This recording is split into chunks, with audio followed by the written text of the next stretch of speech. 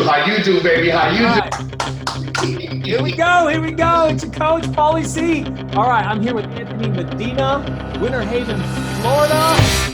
That's your script board, your dream board back there. What's going on back there? That's it, man. So it's good to have, right? So what I started with, I'm working on my expired leads here. I set up an expired pitch. I have my objection script for my expireds. Gonna focus just with expires the first few months before I work into the for sale by owners. Yeah. But have my vision here is, you know, what we want, what my wife and I want. And then I have a few things. So this is what I do. All right. Yeah. We have life is beautiful. Some affirmations that I put together. Yeah, I love it. I will be persistent in all that I do. Man, my mind's blown right now because we're about to jump into this because the people at home haven't heard your story yet. But and I'm going to come back to that board because you just started November 19, right? Okay, so my story in real estate, I started 2014. Okay, right. To the business part-time. I was working for a timeshare company, Holiday Club Vacation, selling vacation packages. Tough work, but it's good money. Commission, straight driven, sales environment. But I knew there was something more for me. So I got into real estate, but I had the fear. I had my team lead chat, trying to put in, you should do full time. We've seen the potential. Yeah. But again, it was fear. So a few years went by, but I told myself, 2019, make this a year. So by 2020, you have to go live full time. Yeah. So something happened with the company. I was let go for a good reason in November. And since then, I've been generating my leads. And so I officially feel I started November this past year. Official, yeah. Yeah, full time. Right. And, excuse me. And then so I had 3 listings active, nothing pending. As of today, I'm sitting on 18 active listings, and yep. And then we have 1 new construction under contract right now, due to closing in a couple of months. Yeah, no, you mentioned that we had a conversation before the conversation on a good number of those being land deals, but you said the 7 or 8 or 9 of the listings were expired listings. They were homes, single family or 1 to 4 unit homes, right? And then so how many of those were land out of that? 8 or 9? Okay, so I have again a total right now of I have 18 active. 9 are land, 7 are single family homes. Gotcha. Nice. Did they all come from the expired list or what? Honestly, all right. So let me take a quick look. Let me bring you down here just a bit, because I wish you could see this board that I've set up for myself, like from what I've learned and what I'm putting in out of my own head, if you will. But let's see. I'd say, looking at the board real quick, 95% are straight from me generating leads. Yeah. So look, dude, first of all, that's amazing that you've been able to do that much business that fast. Scarily, and we'll get to Jason Prieto. You're out of the same office, out of Jason's office, who I met a couple years back, who approached me at family reunion. He's like, Paul, I got to meet you. I've been using your playbook. I've been using your scripts, and I have 18. I think he said it was 18 listings. He goes, I have 18 listings. I go, how long you been in the business? He goes, 6 months.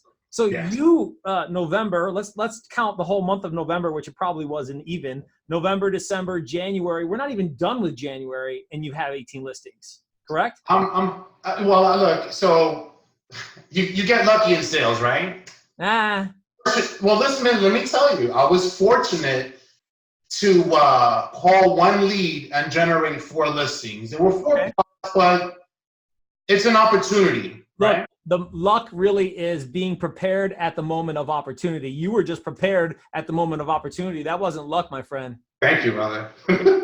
So, but 18 listings in the last 90 days, man. People always ask me, what can I, what's realistic the first 6 months? Am I going to make any money? Because how many closings have you had? I'm sorry? How many closings have you had? Okay, so as of this year, everything started 2020. I've closed 2 deals. It's total of 600, just under 600,000. Okay, but how many closings since you started? How many closings since you started? Okay, so I've been averaging, honestly, one closing a month. I was averaging about one. My biggest year, I maybe did like 14 or 15. No. But like since November 19. Okay, well, since November, I've had maybe 3, not much. All right, dude. 4 maybe. That's pretty good, man. Even 3. That's. And I didn't set myself up. Again, this is not. I mean, I want to look at it starting November. That's when it really kicked off. You know. Yeah. And the best advice that I could give anyone out there is, you know, believe in yourself. One, be yourself, right? And follow a model out there that works, right? So what's working for you? What's working for me is keeping it simple, right? What do these books say? What are you guys all saying? 3 hours a day of lead gen, right? You got to create your opportunity that way. Let me tell you, my experience with Vulcan, first day on Vulcan, I ran through maybe 6 or 8 calls, hang-ups, voicemails. First official conversation was a laydown, right? Yeah. He went A to Z. I went A to Z with him. He was out of the city, but we built a good enough rapport where he asked me, listen, go buy the property, give me your advice, send me the listing agreement. So when that happened, I already knew, okay, this is going to work for me, you know? Yeah. Just got into sales the first time. The first time, like I told you, I was selling vacation packages. That was my first official run in sales. Yeah. I had a first couple of weeks, but my 3rd week, when I banged out the first 2 days, I had like 8 or 10 sales, which was big in that business. Yeah. I seen that opportunity.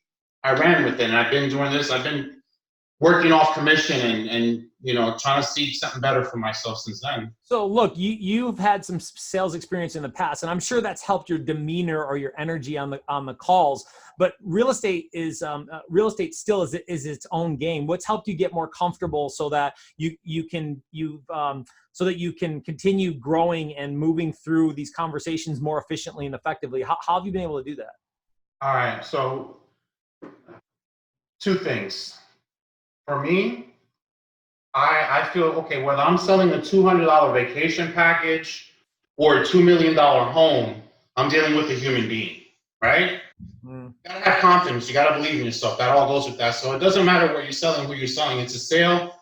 As long as they need help and you can provide the service, you gotta go all in. Right. And 2, following people like you know, good coaching videos. I've watched you pitch people, and I love it. And your facial expressions, things that you do on the other end that they can't see, you know, that you going, you know. Yeah. That's what it's about. Right. Well, that's part of using all of your energy, because when I'm over the phone, they can only hear that tiny little bit of voice, and my ability to manipulate my energy so that I can project energy is so important when you're over the phone. Extremely important. And remember, what we lose on the quality of our sound too, because our sound is going into this little mouthpiece and then going out into the air, space, and then traveling over, you know, distance, and then going into somebody's small little ear hole. You know, you lose a lot of quality of sound there. So my ability to be intentional about manipulating my sound is really, really important. Tell me about that. Let's jump back into that board back there. I mean, Okay. Did you get the idea from the board video I did, or Jason, or how's the structure? Well, in sales, it's known to have a vision board, you know, have things you want in front of you, creates energy, creates good flow. But I've never done it before, honestly, but I knew in real estate, why not? I'm in my home. This is my office. Let me do it the right way and feel good about it. Did Jason give you that, or did you see one of my videos? What's that? The board, putting the board together. No, that's something that I've seen before, but after seeing you guys do it, I'm like, you know what?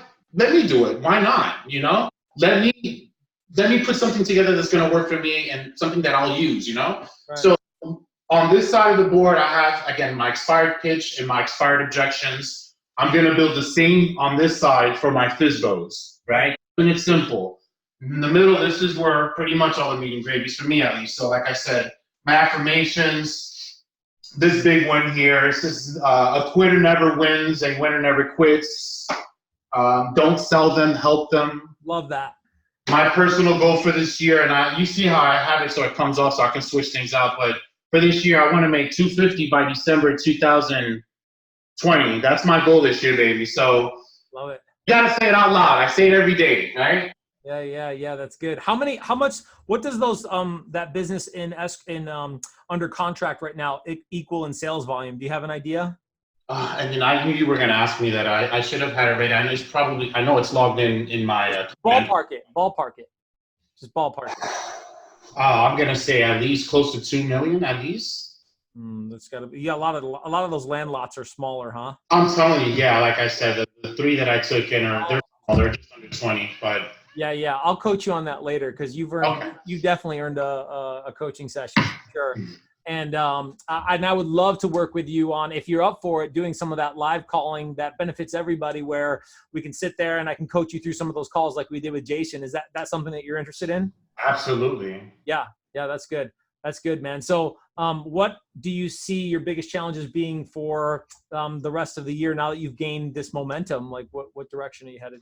I don't want to say challenge. I just say I have to stay focused and driven, right? Every day, like I wish I could show you. We'll meet again and I'll show you what I'm talking about. I'll send you a screenshot of my board here. But what I started here recently is every month I have a to-dos, right? So I list a bunch of things to do for myself, personal and real estate.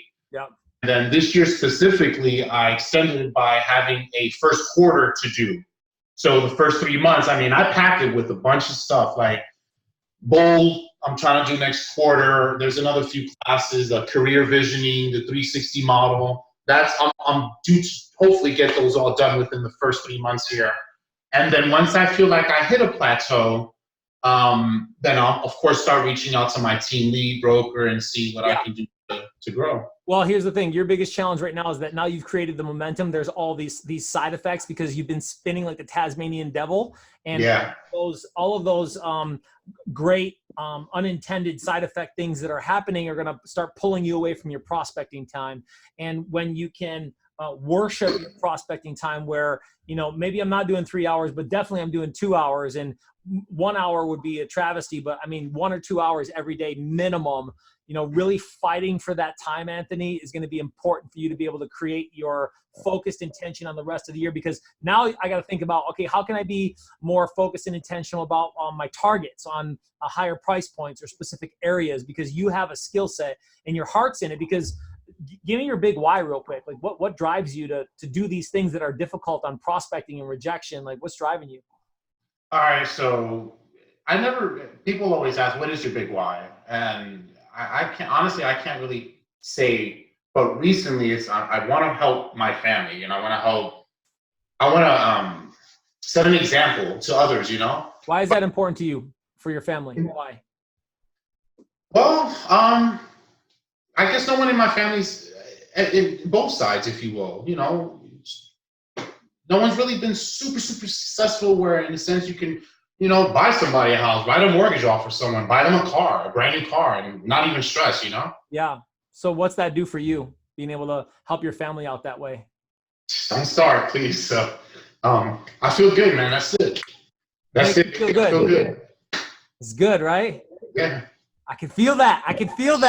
Hey, and when you have that to recalibrate back to it, and I know how important your family is to you, because you said it right away, and you're like, my wife, and going on the trip with the RV there and the boat, and having that right there, and the fact that that those emotions are bubbling up right there shows to me how passionate you are to be able to go for that, and the fact that you've done it in that short of a time, dude. Thank you, brother. Give that high five, man. I want to give a shout out, man. A quick shout out to Jason Prieto out there doing his thing. He's killing it right now. Also, my team lead, Chad. He's great, amazing, inspirational. And then my wife, man. She's been my soldier since 1993. We've been grinding it. She's working on getting her license, and we're gonna do this big, man. Yeah. How old are you?